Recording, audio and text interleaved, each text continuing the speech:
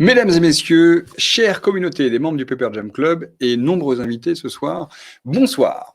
Bienvenue pour ce webinaire consacré au marché de l'immobilier d'après Covid et la vision de notre partenaire Inoway sur ce qui va changer. Je me présente, je suis Julien Delpy, le directeur du Paper Jam Club et j'ai le plaisir d'être votre modérateur ce soir. Vous l'avez peut-être découvert, depuis quelques temps, nous avons lancé une offre digitale pour continuer à vous accompagner pendant cette période extraordinaire avec des webinaires 2 fois par semaine. Et donc, un premier webinaire aujourd'hui consacré à l'immobilier. Pour ceux qui n'auraient encore jamais utilisé cet outil, je vous invite à le découvrir. Sur votre droite, vous avez un onglet chat. Cet onglet vous permet de vous saluer, ce que vous avez fait assez massivement depuis tout à l'heure. Ça vous permet également de partager les problèmes techniques que vous auriez. On a une équipe de modérateurs qui est là pour vous répondre. Donc, n'hésitez surtout pas à poser vos questions si vous avez des problèmes de son ou d'image. Posez-les directement dans cette section chat. On a ensuite un deuxième onglet questions qui vous servira à poser les questions que vous auriez pour nos experts. Donc n'hésitez pas, si c'est une question immobilière à destination des experts d'Inoway ou si c'est une question financement à destination de notre expert d'ING. Enfin, une dernière section sondage, tout à droite. Nous vous poserons des questions tout au long de ce webinaire. Merci de nous répondre. Ça nous permettra d'avoir une bonne idée de prise de température du marché luxembourgeois à l'aune de cette crise du Covid-19. Mais passons-en au sujet. Sujet du jour, donc le marché immobilier d'après Covid et la vision de notre partenaire Inoway. Nous recevons aujourd'hui un panel composé de Delphine Romano, Sales Manager Inoway Luxembourg, de Nolwenn Thibault, Sales Consultant Inoway, Mélissa Rizzo d'Inoway, de l'agence de Belval, qui ouvrira très prochainement, mi-juin a priori, qui est Sales Manager, et enfin Marc Gabe, Head of SME and Mid-Corp chez ING Luxembourg. Il est temps pour moi d'accueillir la première oratrice, Delphine Romano. Je vais l'inviter à me rejoindre. Bonsoir Delphine. Bonsoir Julien. Comment allez-vous? Ça va et vous? Confiné pour encore quelques temps, mais ravi de vous recevoir aujourd'hui et ravi de recevoir autant de gens. Vous êtes quasiment 200 connectés. C'est pas encore un record, mais on devrait franchir un record, donc on est très content. Je vous souhaite à tous un bon webinaire et je reviens après pour partager les sondages et des questions-réponses. À tout à l'heure. Merci Julien, merci pour l'introduction. Donc effectivement, il nous est paru important de faire une rapide rétrospective de l'évolution des prix, et notamment en 2019, avant de parler de cette année un peu particulière. On sait que les prix de vente ont augmenté de 5% par an depuis 2010, avec une plus forte augmentation depuis maintenant 2 ans, à savoir 7% en 2018 et quasiment 11% en 2019. Concernant les logements existants, les communes qui enregistrent les prix les plus élevés sont Luxembourgville et les alentours, suivis ensuite par le sud du pays. La même tendance s'affiche pour les logements en état futur d'achèvement. Nous avons ensuite choisi de nous pencher sur les communes les plus recherchées et il apparaît que ce sont des communes éloignées du centre, comme le nord pour Chiran, le sud pour Differdange et la frontière belge pour Ropscheid, qui enregistrent le plus fort taux d'augmentation dans les recherches. Cela s'explique par le fait qu'un certain nombre de projets neufs ont été développés ces derniers temps sur ces localités, ce qui fait forcément augmenter le nombre de recherches.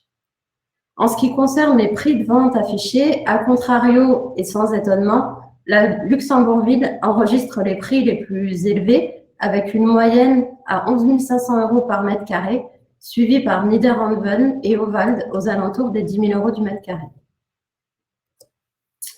Concernant les quartiers de Luxembourgville les plus recherchés, le top 3 est Limpersberg, Merle et le centre-ville, tandis que le top 3 en termes de prix de vente est Gasperich, Eich et Bel Air, avec respectivement des prix de 13 400, 13 000 et 12 800 € du mètre carré. Pour ce qui est de Gasperich et Eich, cela s'explique par le fait qu'il y a aujourd'hui plus de neufs sur ces quartiers que de logements anciens, ce qui fait forcément augmenter la moyenne des prix de vente. On trouve aujourd'hui sur Bel Air et sur Limpersberg un nombre égal, plus ou moins égal en tout cas, de biens neufs et de biens anciens, ce qui fait baisser la moyenne. Enfin, au niveau des locations, les loyers les plus chers sont pratiqués sur la ville de Luxembourg et les communes alentours, sans surprise, des communes telles que Strassen et Bertrange. Et aujourd'hui, les loyers les plus chers sur Luxembourgville sont pratiqués sur Limpersberg, la Gare, Muhlenbach et Gasperich. Les statistiques de ces 3 derniers quartiers s'expliquent de la même manière qu'en vente, où l'on trouve plus de logements neufs qu'anciens. À savoir que sur la Gare et Gasperich, de nouveaux projets ont vu le jour depuis 2006, et ce qui fait donc augmenter les prix et les loyers, étant donné qu'aujourd'hui, on trouve plus de neufs que d'anciens sur ces quartiers, notamment avec, pour Gasperich, le développement de la Cloche d'Or. On va maintenant pouvoir entrer dans le vif de notre webinaire, mais pour terminer, avant cela, il faut savoir que les banques, par les conditions d'octroi des prêts et les taux d'intérêt, la production de logements chaque année dans le pays, on a 10 000 nouveaux arrivants et 6 000 logements construits. Le revenu disponible et le pouvoir d'achat des ménages, ainsi que la confiance de ces derniers, sont des éléments qui ont un impact sur les prix des logements. Cela nous amène effectivement et instinctivement à nous demander quel impact la crise sanitaire va avoir sur ces facteurs et sur le marché immobilier. Pour cela, je vais laisser nos experts vous répondre. Merci Delphine pour cette overview 2019. Merci Julien. Évidemment, ce qui va nous intéresser maintenant, c'est de comprendre si ce qui vient de se passer, ce qui est en train de se passer, aura un impact et lequel. Et donc pour ça, on va effectivement accueillir la suite de nos orateurs. Merci Delphine, on se retrouve tout à l'heure pour des questions. D'ailleurs, je vous invite à poser vos questions. N'hésitez pas sur l'onglet après le chat. À tout à l'heure Delphine, merci beaucoup. À plus tard. Merci. Avant de poursuivre et d'inviter les prochains orateurs, les prochains invités à venir me rejoindre ici, je vais partager une question de sondage avec vous. Suite à cette présentation de Delphine Romano, pensez-vous que l'immobilier luxembourgeois est une valeur sûre en termes de placement au regard de ce qui a été présenté pour 2019 j'imagine une réponse que dans ce sens-là. En revanche, c'est vrai qu'avec l'apparition de la crise, il faut se poser la question. Micro, très bien. Je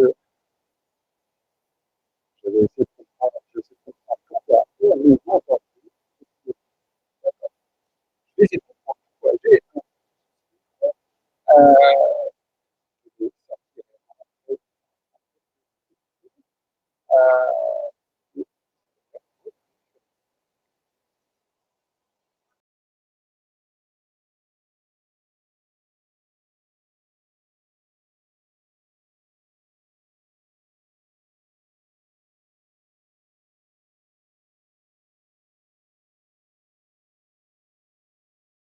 Me revoilà. J'espère que vous m'entendez correctement désormais. Alors c'est drôle. Voilà, formidable. Bon, il suffit. Vous êtes beaucoup trop nombreux aujourd'hui. Vous êtes plus de 200 avec nous. Donc désolé pour ce tout petit problème technique. Me revoilà. Donc, disais-je, un sondage qui a été lancé. Je vous invite à y répondre. À savoir, donc pensez-vous que l'immobilier luxembourgeois est une valeur sûre en termes de placement? Vous êtes déjà près de 30 à avoir participé à ce sondage, n'hésitez pas à continuer. En ce qui me concerne, je vais inviter donc maintenant ma deuxième oratrice à venir se joindre à moi. Il s'agit de Nolwenn Thibault, donc, qui est spécialisée dans les achats-ventes chez Inoway, à me rejoindre sur scène. Pour qu'on puisse enchaîner donc sur les questions que vous vous posez tous, qu'on a compilées, l'idée étant de pouvoir effectivement faire appel à nos différents experts pour que eux puissent nous dire effectivement les idées qu'ils pouvaient avoir vis-à-vis de ça. Bonjour Nolwenn. Bonjour Julien. Alors, pour démarrer, c'est vous qui ouvrez le bal des questions. Une question relativement simple, mais que peut-être plusieurs de nos orateurs se posent. Que se passe-t-il quand on a signé un compromis, un contrat de réservation? Est-ce qu'il est juste judicieux de continuer dans sa démarche? Et quelles sont les conséquences si on devait décider d'annuler? Oui, alors si vous avez signé un contrat de réservation ou un compromis de vente en tant qu'acheteur, nous vous recommandons effectivement de continuer votre démarche. Puisque vous avez passé probablement beaucoup de temps dans votre recherche, vous vous êtes vraiment investi, vous vous êtes déplacé pour visiter différents biens, vous avez négocié les termes de votre contrat et vous avez finalement trouvé le bien de vos rêves qui correspondait à ce que vous cherchez. Donc, ce serait dommage de tout stopper et de devoir redémarrer à nouveau tout ce process qui est souvent très long et très fastidieux. Et puis, il faut savoir que si vous décidez d'annuler votre contrat, la crise sanitaire qu'on vit aujourd'hui n'est pas un motif valable de résiliation. Donc, à ce moment-là, des pénalités contractuelles vont s'appliquer et ces pénalités sont d'environ généralement de 10% du prix de vente et des frais d'agence. D'accord. Voilà. Donc effectivement, non seulement c'est pas forcément bien, bon, c'est dommage de renoncer à un bien, mais plus encore, effectivement, il y a des pénalités qui sont très importantes. Très bien. Exactement, merci. Oui. Ça me permet d'enchaîner sur la deuxième question du sondage. On a une deuxième question qui va vous apparaître. La situation actuelle remet-elle en cause votre projet d'achat ou de vente? Je vous invite éventuellement à participer. Et on va continuer, nous, avec Marc Gabe, qui va venir nous rejoindre ici pour continuer avec les questions. Bonjour Julien. Bonjour Marc. Donc, Head of SME and Mid-Corp chez ING Luxembourg. On a évidemment des questions aux financiers pour comprendre si cette crise va changer quelque chose au marché de l'immobilier, notamment pour les gens qui sont en cours d'achat. Première question, qu'est-ce qui se passe quand on a entamé des démarches avec son banquier pour l'obtention d'un prêt? Quelles sont les règles applicables si on devait décider de mettre en terme ou de mettre en pause ou d'annuler complètement son projet? Oui, c'est une très bonne question.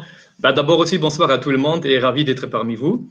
Donc, par rapport à la question, si vous avez engagé une demande de financement auprès de votre banque, vous avez bien sûr le droit de la stopper, de l'annuler ou de la mettre en suspens à tout moment, et ceci aussi sans application de frais. Donc, il n'y a pas de coût, il n'y a pas de frais à prévoir, et ceci correspond à la politique d'ING, mais en principe aussi aux pratiques générales des marchés. Donc, il n'y a pas de coût à prévoir. Et si vraiment une banque demanderait une commission ou un coût, elle devrait le stipuler clairement au client au départ avant la demande de financement. Mais en principe, il n'y a pas de coût supplémentaire à prévoir, c'est vraiment flexible.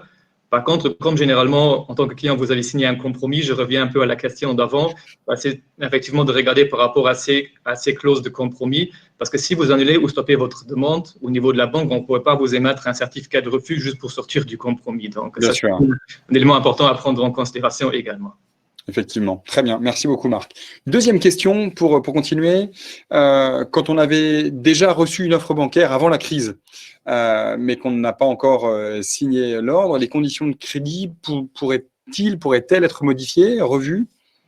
Alors, si vous avez reçu une offre de financement de votre banque, et alors aussi, généralement, vous avez reçu un certificat d'accord avec qui, chez ING, par exemple, il est valable pour une durée de 3 mois.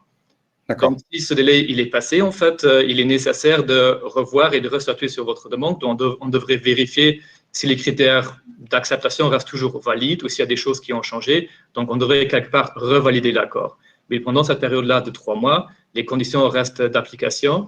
Et aussi, pendant la crise, on ne va pas revenir en arrière sur des critères d'acceptation qu'on a déjà communiqués aux clients et aussi par rapport aux conditions.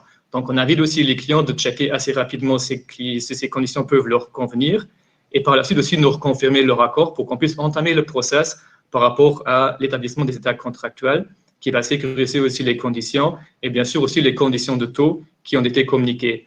Parce que si un client nous revient peut-être dans un laps de temps de 3 mois ou 2 mois par la suite, il se peut qu'il y a peut-être une fluctuation des conditions et des taux sur le marché et qu'il y ait peut-être une adaptation du taux à prévoir. Donc, revenir assez rapidement au banquier avec son choix, c'est vraiment une bonne chose à aborder.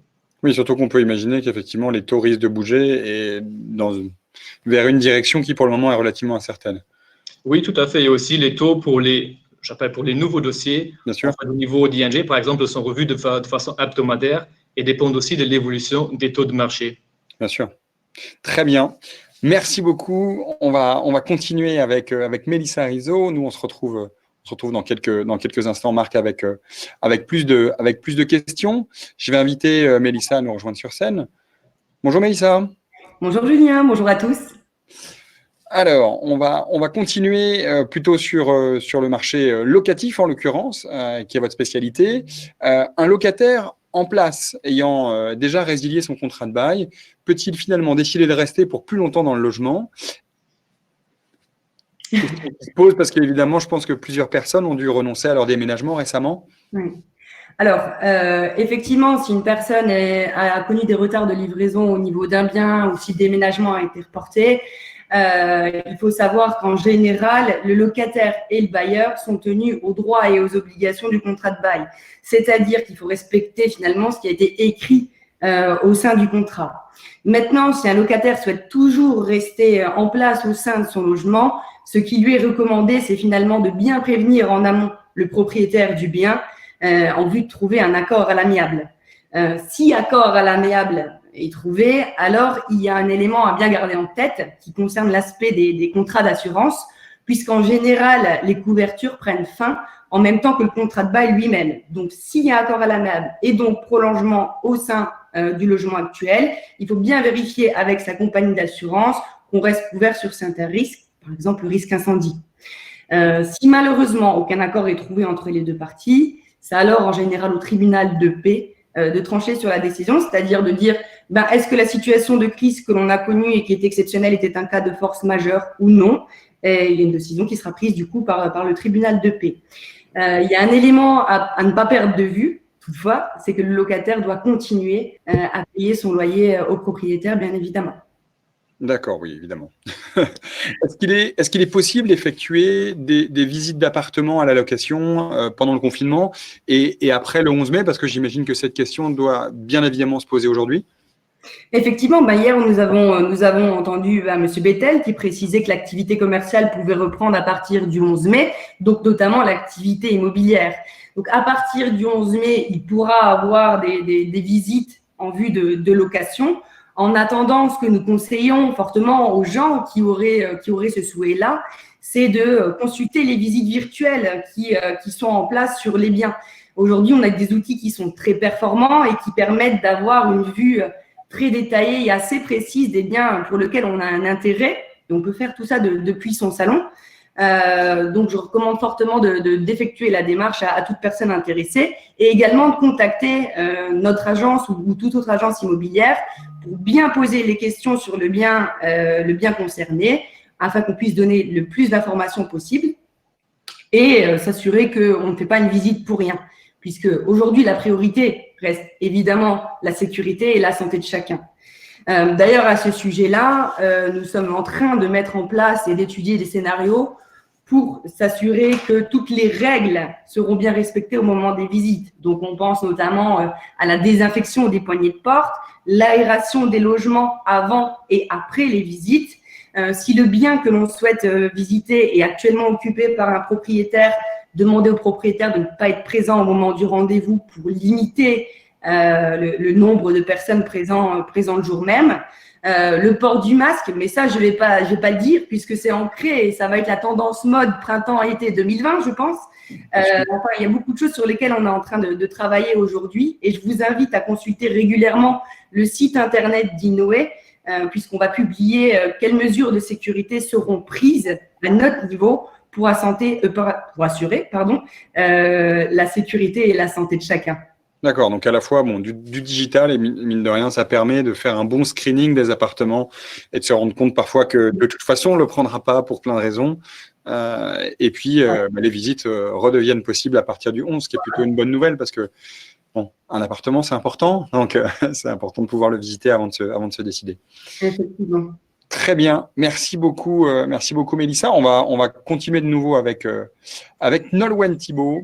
Nolwenn, une question achat-vente. Pour quelqu'un qui souhaitait vendre son bien en ce début d'année, est-ce qu'il faut qu'il attende? Est-ce que la tendance est bonne finalement? Comment est-ce que ça se passe aujourd'hui?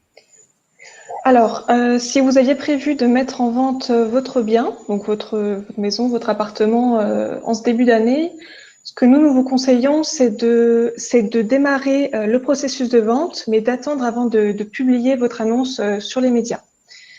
Si on met votre annonce aujourd'hui sur Internet, ça risque de passer un message d'urgence, comme quoi vous avez besoin de vendre rapidement votre bien, et donc de faire venir des intéressés qui vont essayer de fortement négocier le prix.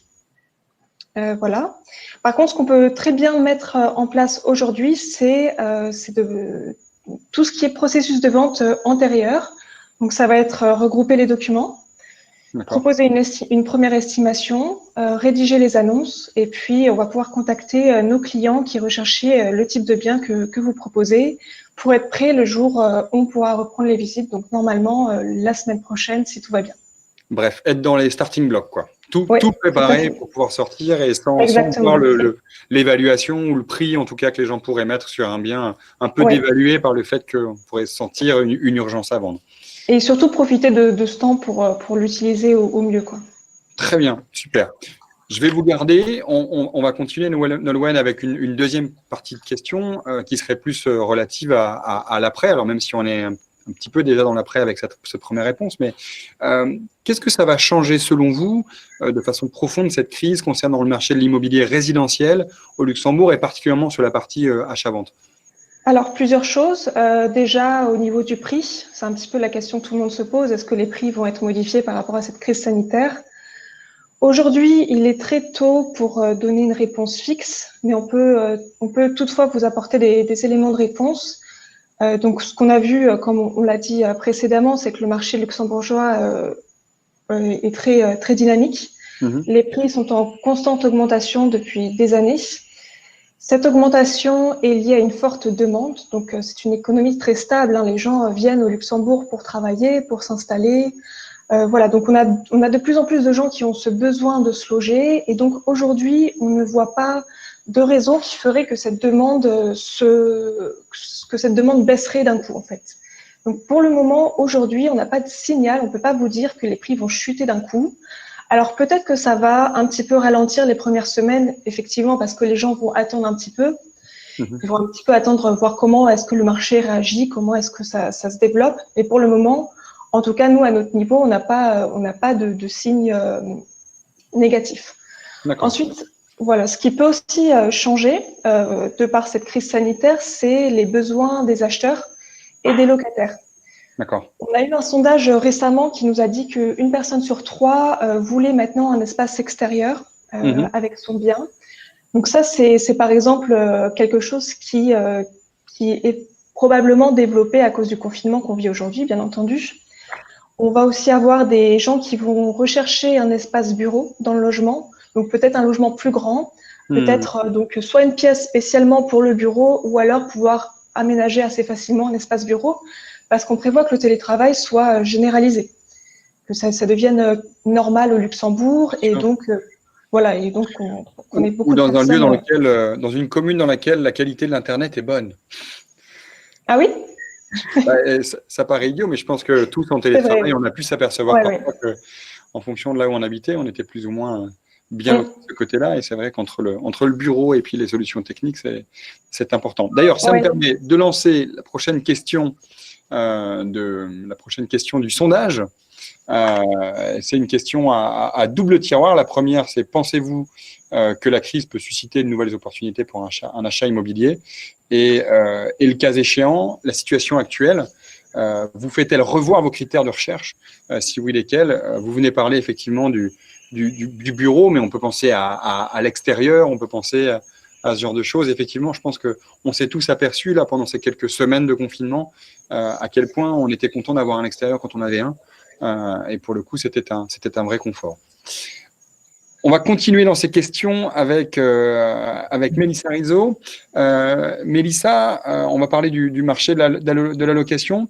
Et est-ce que ce marché, finalement, est-il corrélé avec le marché immobilier résidentiel et en quoi est-ce qu'il est corrélé et à quoi on peut s'attendre dans les quelques semaines qui viennent? Alors, on pense que les personnes qui seraient réfractaires à se lancer dans un projet d'achat aujourd'hui pourraient se rediriger vers la location en tant que telle. Il faut savoir qu'à notre niveau, on a encore des demandes sur ce sujet-là, donc ce qui est assez rassurant, ce qui prouve que le pouls bat encore, on va dire ça comme ça. J'ai discuté tout à l'heure avec une collègue de l'allocation qui est basée à Luxembourgville qui me disait j'ai beaucoup de demandes, donc il faut que je puisse y faire face après le 11 mai. En tous les cas, aujourd'hui, je pense qu'on est dans une situation où il faut tout de même rester prudent, mais par contre, garder un optimisme. D'accord. Très bien. Merci beaucoup, Mélissa. On va continuer avec Marc. Parce qu'effectivement, je pense qu'on a tous des questions sur le financement à venir de nos biens, et notamment avec une situation économique qui va se modifier pour certains d'entre nous. Justement, est-ce que les conditions d'octroi de crédit vont être revues suite à la crise sanitaire? Est-ce que vous attendez, vous, particulièrement, un certain changement? Oui, c'est une question très intéressante. Maintenant, à vrai dire, si on voit que pendant la période de crise, maintenant, le volume des demandes a un peu baissé, on continue quand même à toujours octroyer des prêts immobiliers pour des clients existants et aussi pour des prospects. Mm-hmm. Donc, quelque part, je crois que la situation économique et la crise qu'on vit, elle aura un impact inévitable sur l'économie et donc indirectement aussi sur les différents ménages. Donc, adopter une approche un peu plus prudente durant cette période de crise, c'est quelque part une approche logique, pas uniquement pour une banque pour préserver la qualité de son portefeuille crédit, mais aussi de l'autre côté de protéger ses clients, en fait. Donc, on va effectivement regarder de plus près certains critères et les voir un peu plus de prudence, dont, par exemple, un critère principal qui est la capacité de remboursement des ménages. C'était un critère qui était un des principaux critères d'octroi, même avant la crise, qui a toute son importance maintenant. Donc, garder une marge financière saine et un reste d'un vivre suffisant pour faire face à des dépenses inhabituelles, aussi à une perte temporaire de revenus, a toute son importance et encore même plus important durant la crise. Donc, comme vous l'avez cité avant, on voit que les prix de l'immobilier sont en hausse progressive sur le marché. Donc, aussi, les taux d'endettement des ménages sont aussi en augmentation. Donc, c'est important aussi de trouver un bon équilibre entre le bien qu'on veut acheter, qui correspond à ces critères-là, mais aussi de garder une capacité de remboursement et de bien regarder le budget qu'on veut allouer à un bien. Donc, le conseil d'aller voir son banquier à temps, de prendre le conseil du banquier pour bien déterminer le budget, mais aussi la charge de remboursement qu'on veut allouer à son prêt, c'est important. Un autre critère aussi, c'est la stabilité d'emploi. Donc, dans la période de crise, on va regarder un peu plus de près ces critères également. Il y a certains secteurs qui sont plus impactés par la crise que d'autres, donc on va s'intéresser un peu plus de près au secteur de travail et aussi pendant combien de temps les gens travaillent auprès de l'employeur. Ici, éventuellement, ils sont encore en période d'essai, donc c'est des critères à vraiment regarder un peu plus avec prudence. Un autre, par exemple, ça concerne les crédits ponts. Donc, si on a déjà un bien immobilier dont on est propriétaire et qu'on veut acheter un nouveau bien, mais pas vendre son bien directement, mais le vendre en cours de projet. Là aussi, on a augmenté nos marges de sécurité qu'on pondère par rapport au prix de vente espéré et aussi on s'attend peut-être aussi à un délai de vente qui sera peut-être un peu plus allongé. Et donc, le conseil déontologique du banquier et avoir un discours ouvert avec son client, c'est assez important aussi dans cette période de crise. Et un dernier point, peut-être aussi par rapport à ceci, c'est que même si les banques ont une certaine autonomie de déterminer leur politique d'octroi de crédit, ça se fait aussi dans le cadre défini par les régulateurs. Bien sûr. Et donc, quelque part, on peut aussi s'attendre ou voir comment le gouvernement va se comporter parce que lui aussi, il pourrait influencer la pratique des banques et aussi les critères d'octroi. Notamment, la CSSF aussi s'est dotée des moyens légaux pour pouvoir le faire. Donc, c'est peut-être aussi un critère à observer par la suite. Très bien. Est-ce qu'il faut s'attendre? Est-ce qu'aujourd'hui, vous attendez à une hausse des taux d'intérêt? Alors, au niveau des taux d'intérêt, il faut savoir que pour pouvoir permettre et mettre à disposition les prêts à leurs clients, les banques doivent se refinancer aussi sur les marchés. Bien sûr. Et donc, même si sur la dernière période, il n'y a pas eu de hausse du taux directeur de la Banque centrale européenne, les taux de marché fluctuent quand même toujours un tout petit peu. Donc, ça dépend aussi inévitablement des conditions de marché. Et donc, aujourd'hui, prédire l'évolution des marchés sur le futur, on n'a pas la boule de cristal, mais il y a certaines choses qu'on peut quand même considérer. Donc, avec cette période de crise-là, les mesures que les gouvernements et les banques centrales vont prendre sont des mesures pour stimuler l'économie, stimuler l'investissement et aussi la consommation des ménages. Donc, on ne va pas s'attendre forcément à avoir une hausse significative du taux directeur de la Banque centrale européenne et aussi des taux des prêts logements également. Donc, c'est plutôt une approche prudente et on prévoit plutôt que les taux vont rester plutôt stables. Ce qui est une bonne nouvelle. Il peut toujours avoir je vois qu'on a perdu l'image de Marc. Mais on vous entendait encore, Marc? Allô, Ah allô? oui, le son, ça va encore? Le son, ça va encore. L'image a disparu. Tout à l'heure, moi, c'était le son, mais l'image vous fonctionnait. Ah Voilà, oui, l'image est revenue. Formidable. l'image est revenue. Donc, on peut s'attendre toujours à avoir un peu de fluctuations. Comme j'avais expliqué auparavant, nos taux pour les nouveaux dossiers sont revus de façon hebdomadaire. Et là, il peut D'accord. toujours avoir un peu de fluctuation, mais avoir une hausse significative des taux d'intérêt, on ne s'attend pas encore à ce jour-là concrètement. D'accord. Et donc, aussi un conseil de sécurité qu'on donne toujours aux clients, c'est, s'ils portent le projet immobilier, de prendre un peu de sécurité et d'opter pour des taux fixes ou des taux fixes révisables. Et ça, c'est aussi une tendance qu'on observe concrètement aujourd'hui au niveau des demandes des clients. Par exemple, sur le volume de production en 2019, il y a 75% qui ont été réalisés dans des taux fixes ou des taux fixes révisables. Donc, il y a clairement cet appétit pour de la sécurité qu'on recommande aussi proactivement. Avec les taux qui sont quand même relativement bas, c'est vrai que on s'attend quand même à ce que les taux, le choix se porte vers des taux fixes de toute façon, vraisemblablement. On parlait tout à l'heure avec Mélissa des conditions de visite et donc de comment est-ce que l'activité continue à se dérouler du côté de chez Inoway. Comment est-ce que ça se passe d'un point de vue sécurité chez ING? Qu'est-ce que vous avez mis en place pour pouvoir rencontrer vos clients, aussi bien d'un point de vue rencontre digitale, comme on peut faire là tout de suite, que du point de vue des rencontres physiques? Qu'est-ce que vous mettez en place là-dessus? Donc maintenant, de toute façon aussi, pendant la période de confinement, nos agences étaient toujours ouvertes sur rendez-vous et on restera toujours ouvert sur rendez-vous jusqu'à présent. Donc les gens peuvent prendre rendez-vous et venir aussi nous rendre visite physiquement. Par contre, on met tout en œuvre pour préserver la sécurité de nos employés, mais aussi de nos clients, et on s'aligne aussi sur les mesures et les consignes mises en place par l'État.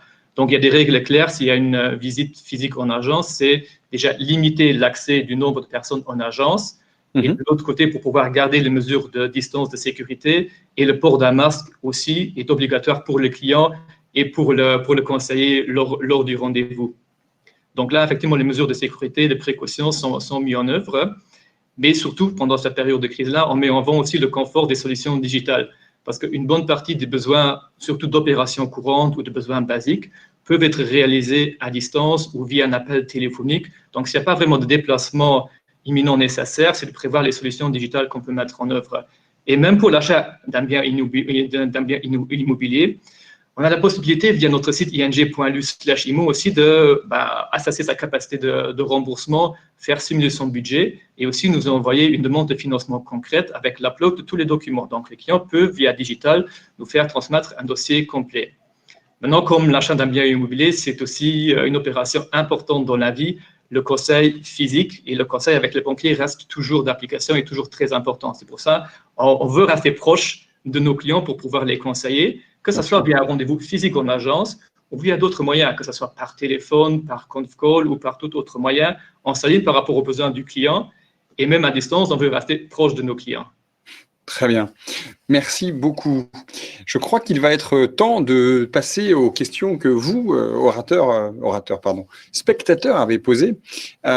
Pour ça, je vais inviter Delphine Romano à me joindre à nouveau sur scène. On va saluer Mélissa. Merci beaucoup, Mélissa. Et donc, bon courage pour l'ouverture de l'agence de Belleval. Courant juin, si tout va bien, c'est ça? Exactement. On est sur les starting blocks et on va y aller. Ça va y aller. Merci beaucoup. Bonne fin de journée. Merci. Bonne journée. Rebonjour Delphine. Bonjour. Alors, on voulait prendre les questions de nos auditeurs. Je crois que la première question concernait un petit peu Nolwenn, donc c'est pour ça que je l'ai gardée parmi nous. On avait une question d'Eleonora Zampini qui posait une question sur la pénalité des 10%. Donc, elle nous posait la question suivante. La pénalité des 10% est applicable quand on parle de compromis de vente et non pas de contrat de réservation qui permet de sortir sans pénalité. Pouvez-vous confirmer? Je vais laisser Nolwenn répondre là-dessus. Oui, alors concernant les pénalités, donc il faut aussi bien spécifier que ça dépend vraiment des contrats. Donc ça, c'est quelque chose qui se négocie et donc c'est vraiment au cas par cas. Ensuite, il faut vraiment regarder son contrat qu'on a signé et c'est dedans qu'on verra le taux appliqué. Donc, voilà. Très bien. Pour compléter la réponse de Nolwenn, je me permets effectivement, la pénalité de 10% s'applique généralement sur les compromis de vente. Sur les contrats de réservation, effectivement, le maximum qui peut être demandé dans un contrat, c'est 2% légalement. Donc, dans tous les cas, ça sera sous forme de dépôt de garantie à payer dans un certain nombre de jours après la signature du contrat de réservation. Et ce dépôt de garantie sera par contre conservé par le promoteur si le client se rétracte sans motif valable, sans condition de prêt. Ok, très bien. On va saluer Nolwenn et garder que Delphine et Marc pour les dernières questions. Merci beaucoup Nolwenn, bonne fin de journée. Merci, bonne fin de journée, au revoir. Et la première question qu'on a ensuite, c'est une question de Richard Carassian qui nous demande: est-ce que la digitalisation accélérée du secteur durant la crise Covid va se poursuivre après de façon aussi intense? Du côté visite virtuelle, simulation de prêt en ligne, accord de principe très rapide, sous 24 heures parfois, traitement des données sur les bases sécurisées. Je ne sais pas lequel de vous deux veut commencer à répondre. Je vais répondre pour la partie Pour la partie immobilière, évidemment. Ouais. Exactement. Donc effectivement, on était déjà convaincus avant cette période particulière que la digitalisation était l'immobilier de demain. Et on en est d'autant plus convaincus aujourd'hui. On a mis en place déjà depuis 1 an maintenant, bientôt, des visites virtuelles. Tous nos biens passent par toutes nos annonces passent par des visites virtuelles. C'est très apprécié des clients. On est également dans un pays où on a beaucoup de personnes qui arrivent et qui ne sont pas forcément toujours présentes sur Luxembourg pour pouvoir visiter. Donc, effectivement, c'est incontestable. Ce sera les visites de demain, avec bien entendu une visite en personne pour confirmer parfois, mais il nous arrive régulièrement de louer des biens via des visites virtuelles. C'est toujours mieux que des FaceTime ou des WhatsApp en visio, beaucoup plus parlant et beaucoup plus réaliste. Et on parlait, aujourd'hui, on est également face à des signatures électroniques. C'est nécessaire et si on veut continuer notre travail et si on a pu continuer notre travail en période de confinement, on a fait appel à ces solutions-ci. On avait déjà mis en place en amont la signature électronique en agence. D'accord. Et donc, effectivement, c'est incontestable. L'agence de demain sera digitalisée. Très bien.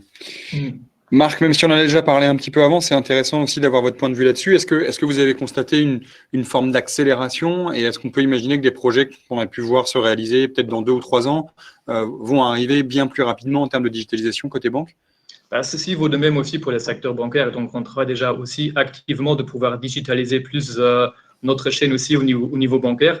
Maintenant, si je parle plus précisément sur les demandes de crédit, avoir la flexibilité et la facilité de ne pas devoir se déplacer physiquement à une agence, mais de pouvoir lancer sa demande, faire sa simulation, de faire ça online avec le confort à la maison, c'est quelque chose effectivement qui est de plus en plus demandé.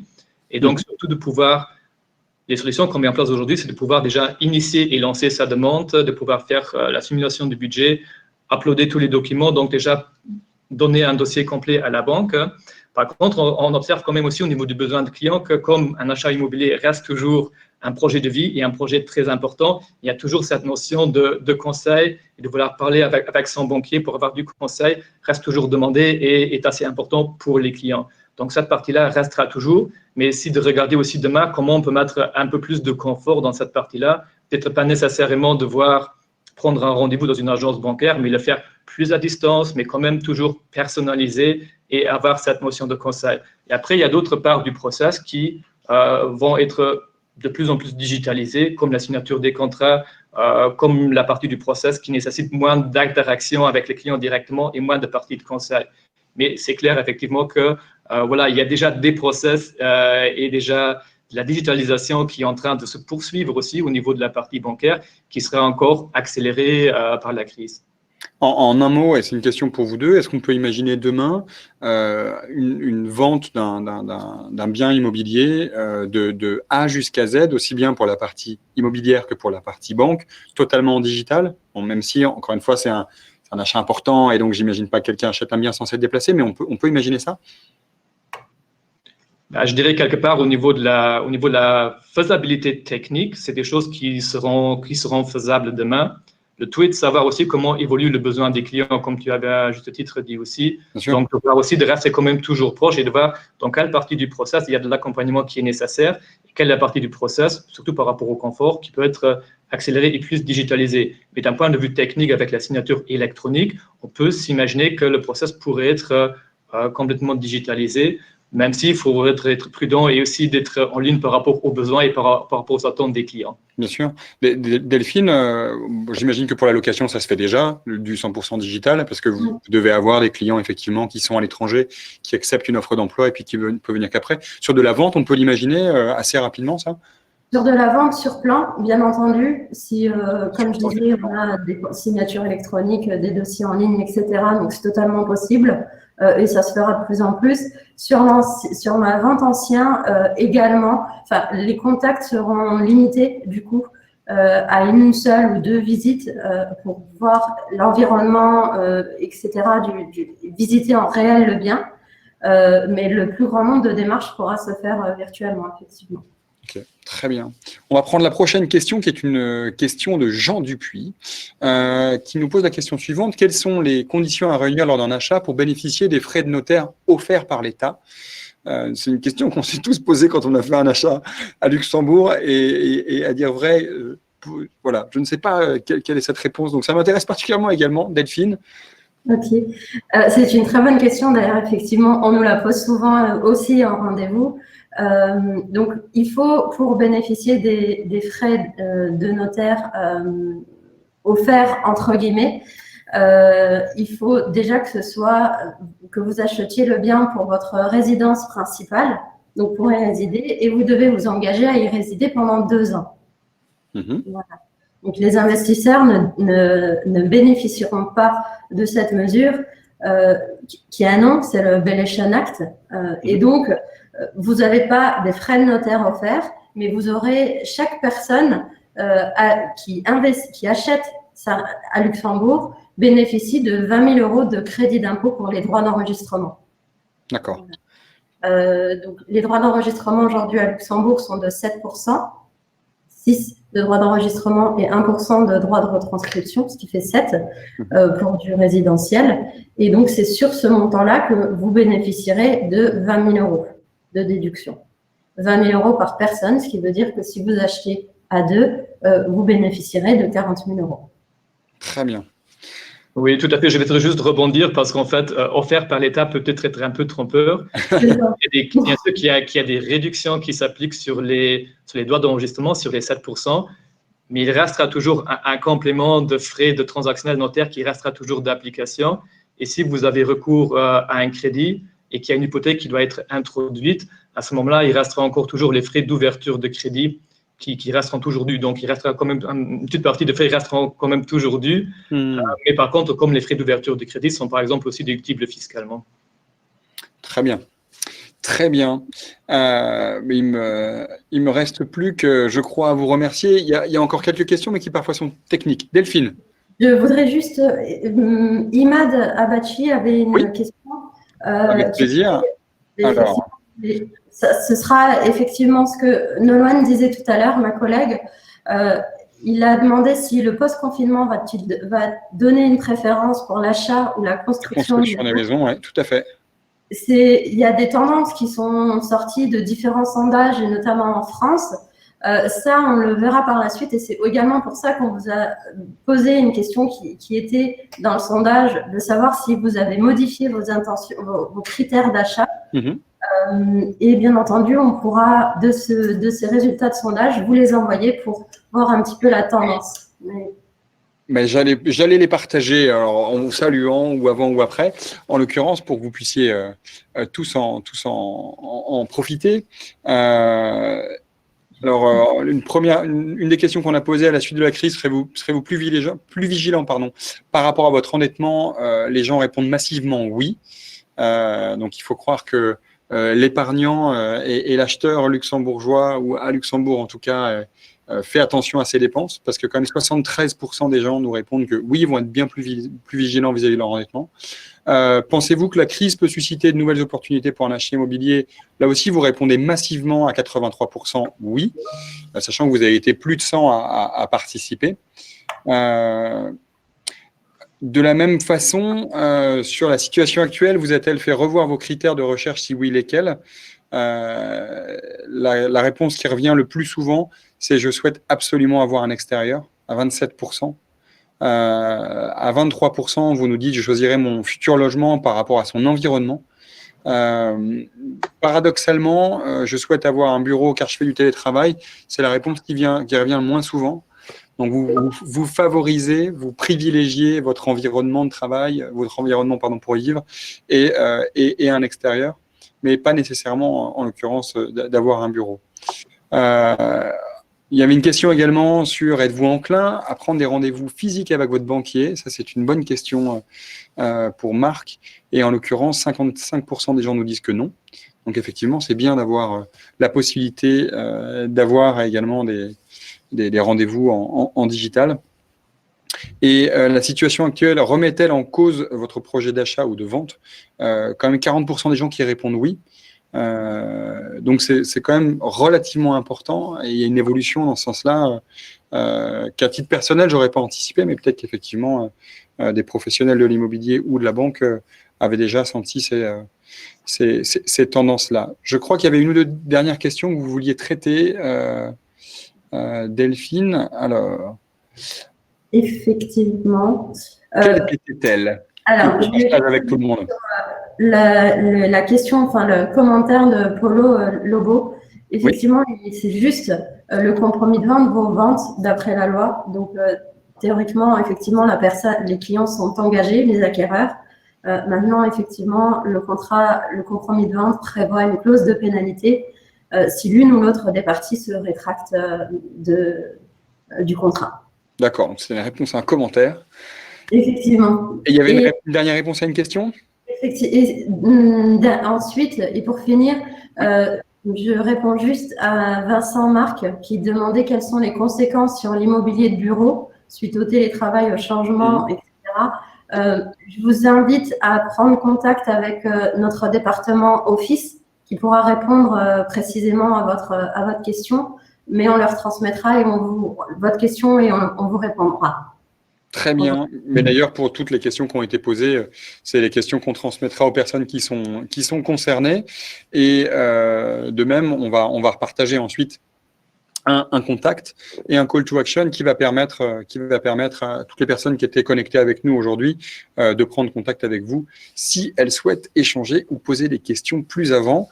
Il me reste cette fois-ci à vous remercier réellement pour votre contribution, pour tous ces éclairages. Merci à vous. Merci Delphine, merci Marc. Merci à tout le monde. Je vais vous souhaiter une très bonne fin de journée. Je vais inviter mes collègues, voilà, tout à fait, à partager la possibilité de prendre rendez-vous. Donc, ça s'est affiché directement sur l'écran. Si vous avez des questions, s'il y a des choses que vous posez, les questions que vous posez encore, auxquelles on n'aurait pas répondu aujourd'hui, n'hésitez pas à prendre rendez-vous directement avec Inoway, que ce soit plutôt pour du résidentiel vraisemblablement, mais n'hésitez pas également à prendre rendez-vous pour d'autres raisons. Je vais libérer Delphine, que je vois encore ici. Il va me rester à vous remercier de nous avoir suivis aussi nombreux. On a été plus de 220 à un moment tous ensemble. Donc, on était ravis que vous soyez aussi nombreux pour ce webinaire avec le partenariat d'Inoway. Je voulais vous inviter aux prochains événements que l'on tient en ligne. Demain matin à 11h, un live chat, la rencontre entre un dirigeant ici à Luxembourg, une personnalité de la place, Marilène Massard, directrice générale d'AXA, qui répondra aux questions de Mathieu Croissando, le directeur éditorial de Maison Moderne. Vous pouvez vous inscrire sur le lien qui s'est affiché. Également, un rendez-vous jeudi, B2B, s'inspirer des startups pour acquérir des leads en ligne avec Romain Villemay de Vanxen. Donc ça, ce sera jeudi 7 mai à 13h30. Vous pouvez vous inscrire également sur le lien qui vous est partagé actuellement. Et puis, rendez-vous ensuite la semaine prochaine, la croissance par la décroissance, avec David Gavroy de Newsfair, le 12 mai prochain, à 13h30, mardi prochain à 13h30. Je vous remercie encore une fois de nous avoir suivis. Je vous souhaite une excellente fin de journée à tous. À très bientôt. Au revoir.